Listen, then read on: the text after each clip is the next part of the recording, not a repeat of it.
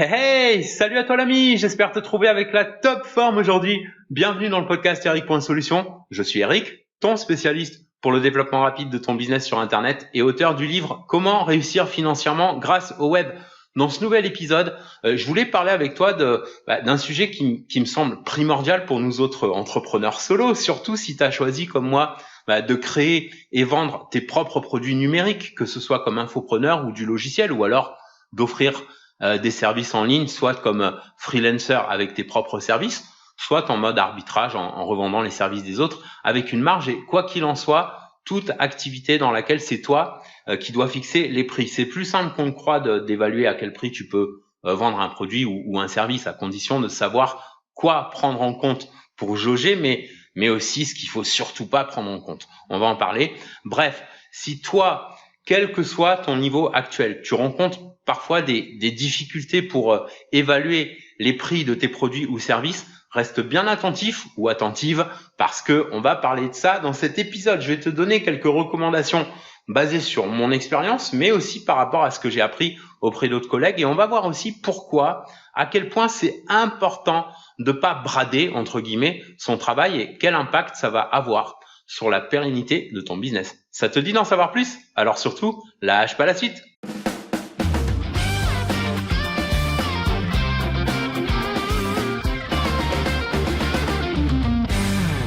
Salut à toi et bienvenue dans le podcast. J'espère que tu as passé une bonne semaine ou qu'elle démarre bien ou qu'elle se déroule bien selon le moment où tu m'écoutes. Il y a 2 jours de ça, tu vois, je repensais à des trucs que j'ai vécu dans mon parcours sur Internet et du coup, je pensais à toi parce que je sais que parmi les personnes qui suivent mon travail, beaucoup ont choisi de vendre leur expertise ou aimeraient le faire. Et un des freins les plus classiques pour se lancer ou mieux se développer, c'est de pas trop savoir quel prix fixer, au risque de choisir par facilité, de commencer par des prix super bas pour attirer plus de monde. Or, c'est vraiment la dernière chose à faire parce que on risque d'une part déjà d'attirer de tout et n'importe quoi, tout en perdant de la crédibilité auprès des personnes qui sont le vrai cœur de cible, elles, c'est-à-dire celles qui perçoivent la valeur avant le prix de vente. Ça veut pas dire qu'elles font pas attention à leur budget, ça veut juste dire qu'elles préféreront toujours investir plus dans une solution qui correspond vraiment à ce qu'elles recherchent que de mettre moins cher dans une solution approximative, voire bancale dans certains cas. Et le truc, c'est que même si toi, tu sais que ton produit est meilleur que quelqu'un qui vend le même plus cher, ces personnes, elles vont percevoir une faible valeur chez toi et donc elles vont aller voir ailleurs. Alors ça semble pas toujours évident de fixer un prix, surtout quand on démarre, qu'on n'est pas trop sûr de soi et que du coup, quand on débarque sur un nouveau marché, on a souvent un peu peur de demander un prix trop élevé. On veut pas non plus d'évaluer son service ou son produit en l'offrant à un prix trop bas. Ce sont des appréhensions que j'ai connues et qui m'ont amené à quelques erreurs, surtout quand j'ai fait mes premiers pas sur Internet, mais pas seulement, tu vois, ça m'est parfois arrivé en cours de route aussi. Et même si je fais du business sur Internet depuis 8 ans, ça m'a pas empêché l'année dernière, par exemple, d'avoir eu un de mes lancements de produits qui a foiré à cause de ça. Comme quoi, ça peut arriver même quand on a l'habitude, même si c'est vrai que ça se produit de moins en moins au fur et à mesure qu'on prend de la bouteille. Et ce que je voudrais t'aider à faire aujourd'hui, c'est de pouvoir, sans attendre sans avoir à attendre de prendre de la bouteille, c'est de pouvoir d'entrée de jeu proposer les bons produits au bon prix, mais aussi fidéliser davantage que tes concurrents. Alors, premièrement, et tu le sais peut-être déjà, mais ça me semble utile de rappeler que le prix d'un produit ou d'un service ne repose pas uniquement sur sa qualité, mais aussi sur sa présentation. C'est ce qui explique pourquoi on voit parfois des produits qui se vendent mieux et même pour plus cher parfois que des produits concurrents de meilleure qualité et moins chers. Tout simplement parce que les premiers sont bien présentés, bien emballés, avec le bon marketing, etc. Pendant que pour les seconds, la présentation est moins bonne et donc le message passe moins bien. Autrement dit, on a la possibilité de lancer très rapidement des produits ou services qui vont pas demander trop d'efforts en préparation, en recherche, en création, etc. et de les vendre à prix plus ou moins élevé du moment que ta présentation donne vraiment envie et même si derrière la qualité est plutôt moyenne. Le problème avec ça, c'est que à terme, tu vas pas garder beaucoup de clients qui vont vite se rendre compte que la valeur réelle est trop décalée par rapport à la valeur qu'ils avaient perçue au départ. Donc, c'est clairement pas la bonne formule.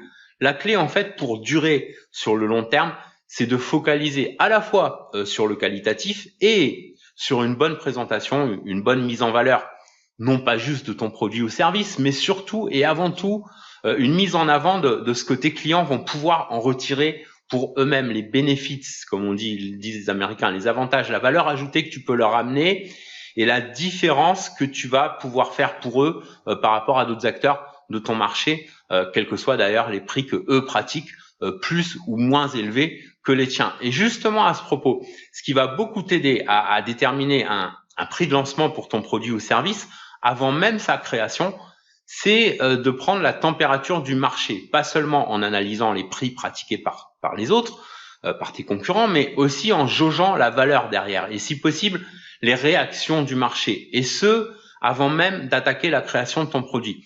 Pourquoi et qu'est-ce que ça veut dire concrètement?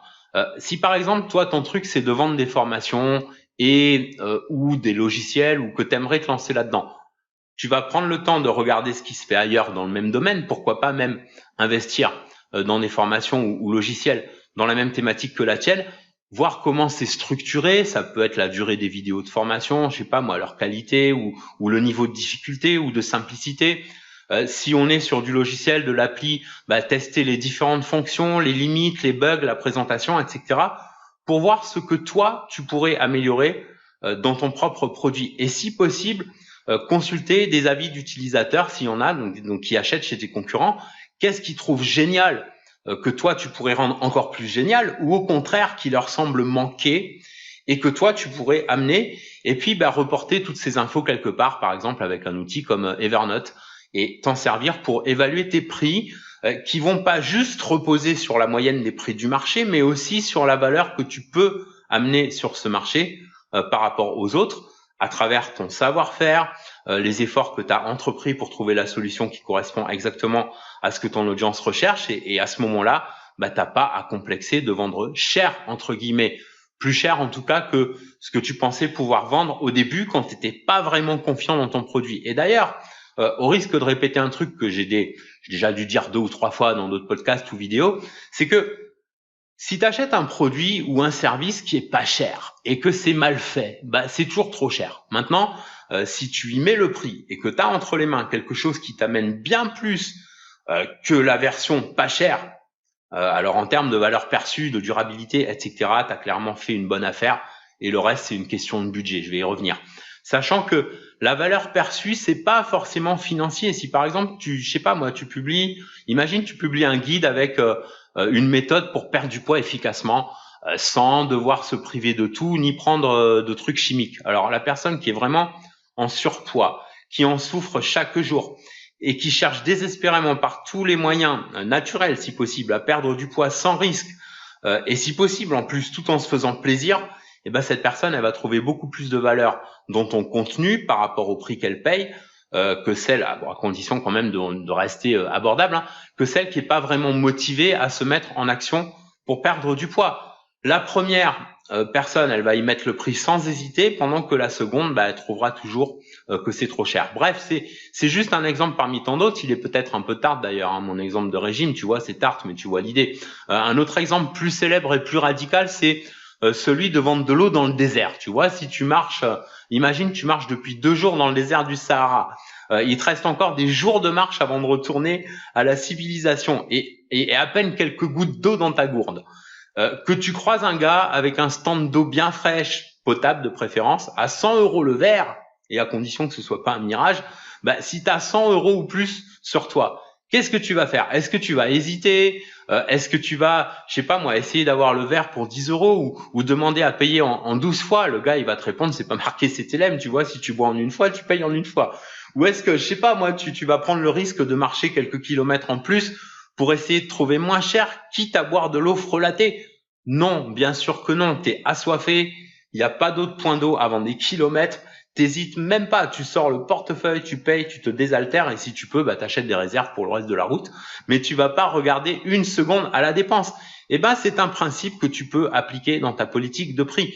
Si tu peux convaincre ton audience que ton produit ou service, c'est la solution qu'ils attendent depuis longtemps et qu'ils ont du mal à trouver ailleurs, alors c'est toi qui fixes les règles du jeu. Tu deviens en quelque sorte le marchand d'eau dans le désert et donc tu n'as aucune raison de brader tes prix. Bon, il est peut-être un peu space aussi, mon exemple de vendre de l'eau dans le désert. D'ailleurs, c'est pas mon exemple, mais je crois qu'il est raconté mieux que ça normalement. Bref, Je pense que tu as saisi le parallèle. Bon, maintenant, tu peux toujours avoir des clients qui aiment tout simplement négocier. Il y a absolument rien de mal à ça. Par exemple, des remises et des coupons, ça se fait beaucoup. On aime tous et toutes profiter d'une bonne affaire.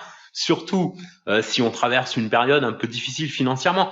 Par exemple, moi, quand j'ai une personne qui est créée à mon support pour demander un coupon sur un de mes programmes, une formation, une appli, etc., bah, si je peux, et selon le type de produit et le montant de la remise que je peux accorder, je le fais avec grand plaisir. Et à partir d'un certain prix, genre 700 € ou plus, bah, proposer un paiement en 2 ou 3 fois. Si ça peut permettre à une personne vraiment motivée de démarrer, même si elle n'a pas immédiatement le budget pour payer d'un coup. Tu peux aussi lancer des promos de temps en temps avec des remises, etc. Ça, c'est autre chose. Simplement, à côté de ça, tu as toujours des personnes, et tu auras toujours des personnes, et ça on peut pas y échapper, qui vont carrément juger le prix de ton produit en te faisant comprendre, ou carrément en te disant qu'il est trop cher alors que c'est simplement au-dessus de leur budget actuel et donc sans aucun lien avec la valeur de ton produit, et qui peuvent même te demander, alors rigole pas, moi j'ai le cas presque à chaque lancement, hein, de céder ton produit à prix minuscule, à prix rikiki, juste parce que ça colle mieux avec leur budget. Alors on peut pas leur reprocher d'essayer, tu vois, mais il y a vraiment que sur le web qu'on voit ça. Regarde dans le monde réel combien t'as de personnes qui vont entrer dans un magasin et dire au vendeur, bah, faites-moi un prix plus avantageux que pour les autres parce que vous comprenez, moi, ça dépasse mes moyens. Les autres, ils ont des meilleurs moyens que moi, etc. Tu vois aucune personne faire ça. Alors, à la limite, selon le type de commerce, tu vas négocier le prix dans le magasin, tu vois, et si le vendeur t'accorde une remise, c'est parce que bah, ça reste acceptable par rapport à sa marge de négociation. Mais en aucun cas, il va te brader le truc en adaptant le prix à tes moyens. Ça n'existe pas naturellement. Et ben pourtant, tu as des gens qui font ça sur Internet, comme beaucoup de choses qu'on fait pas dans le monde réel et qu'on se permet sur Internet. Ben, tu as des gens qui sont persuadés que c'est normal, que le monde entier leur doit quelque chose, et ces personnes, sur le long terme, sont pas des clients que tu vas fidéliser, ce sont des personnes volatiles, qui passent leur temps à gratter des trucs à droite et à gauche et qui vont bombarder ton support 2 à 3 fois par jour pour demander un ci ou un ça. Pourquoi? Parce que si elles savent pas reconnaître la valeur de ton produit ou de ton service et qu'elles jugent son prix uniquement en fonction de leur budget personnel du moment, comment veux-tu qu'elles perçoivent la valeur de ton temps, de ton travail? Bon, maintenant, elles pensent pas à mal, ces personnes, du tout. Simplement, elles n'ont pas conscience que le prix d'un produit se fixe en fonction des besoins du marché et de la valeur de ce qu'on apporte sur le marché, et absolument pas en fonction des budgets des uns et des autres.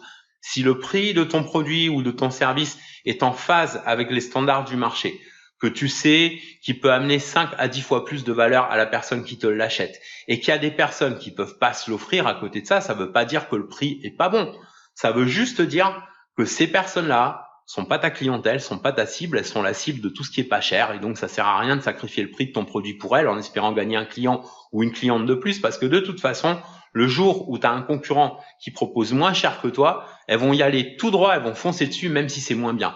Pendant que les personnes qui mettent le prix sans hésiter, qui ont perçu la qualité de ton travail, eh ben, elles vont rester chez toi aussi longtemps que tu proposes un niveau au moins égal ou supérieur de qualité de service ou de produit par rapport à d'autres acteurs de ton marché. Et en plus, généralement, elles vont toujours respecter ton timing parce qu'elles-mêmes, elles accordent beaucoup de valeur au leur.